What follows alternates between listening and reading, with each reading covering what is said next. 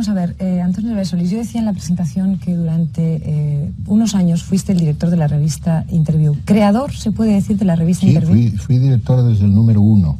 Desde el número 1. Sí. Hasta que la revista tuvo incluso 1 millón de ejemplares, es decir, un gran éxito. Sí, llegó a tirar 1.100.000 y pico, o sea, prácticamente la venta de 1 millón, sí. ¿Juzgas importante su aportación o por el contrario puedes, incluso ahora ya pasado el tiempo, criticar sus métodos? Bueno, mira, Interview fue un fenómeno tan curioso que los que la creamos o trabajamos en ella o de alguna manera la dirigimos desde el principio, fuimos siempre detrás de esa revista. Agitó la opinión española, agitó la moral española, nos puso frente a nosotros mismos, fue el espejo valiente, en fin, con todos sus inconvenientes y dificultades, comportándose heroicamente. Y a partir de ahí empezó un largo proceso. Cada parte tiene su importancia, pero yo no puedo decir, bueno, lo asumo porque evidentemente está ahí, porque forma parte de mi biología, política.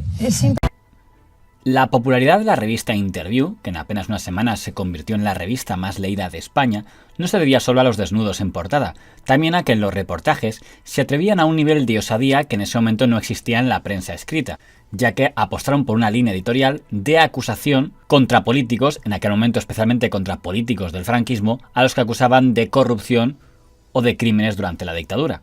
Uno de ellos fue don Pío Cabanillas Gallas, franquista reformista, que en aquel momento lideraba el proyecto de Unión de Centro Democrático. El comité político en su primera sesión se ha organizado de la siguiente manera.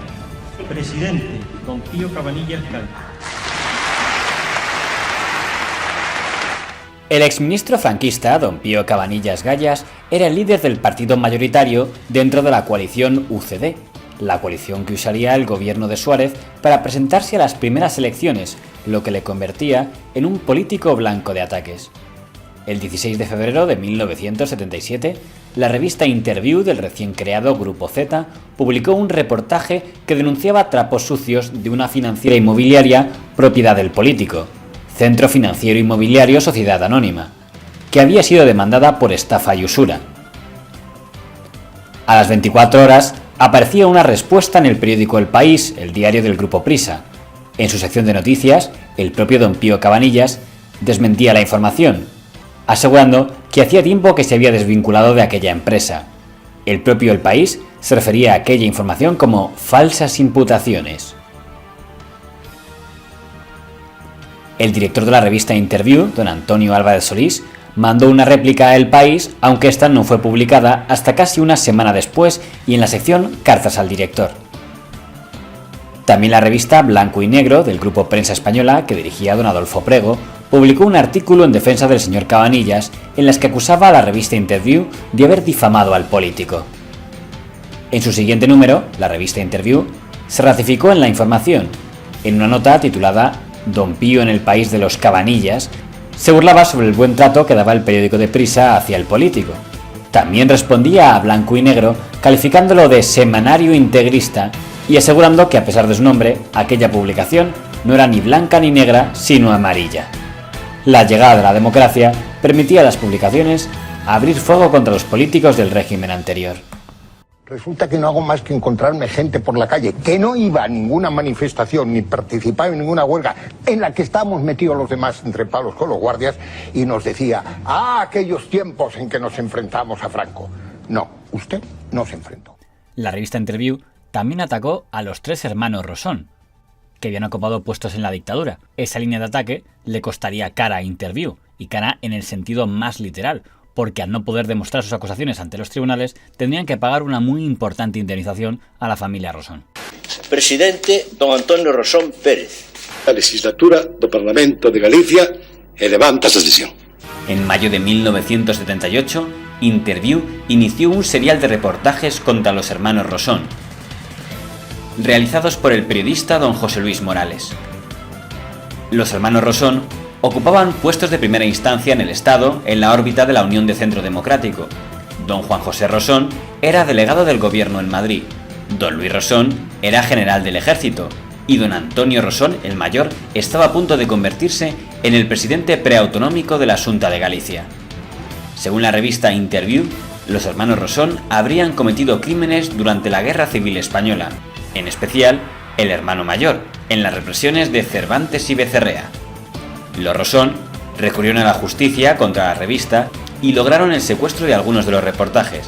Entonces se acuñó la expresión de secuestrados por rosones. Creo que nosotros publicamos en un número, había un ministro del Interior que después falleció, que era Rosón, sí. Y secuestran ese número donde se cuenta pues cosas de Rosón en Galicia. La guerra civil. Y la semana siguiente se saca otro número después del secuestro que le llaman por rosones. Entonces claro, vuelve de nuevo el secuestro. Claro, era una época en la que la ley bailaba todavía entre la apertura y digamos las elecciones generales y la Constitución que nos llegan hasta el año 79. Entonces, claro, en el año 75, 76, 77 son años muy duros, incluso en revistas que salen al albur de Interview, como pueden ser Lip, Sal y Pimienta y tal. La redacción de Interview llegó a realizar ruedas de prensa con alegatos contra los Rosón presentando a testigos de sus crímenes.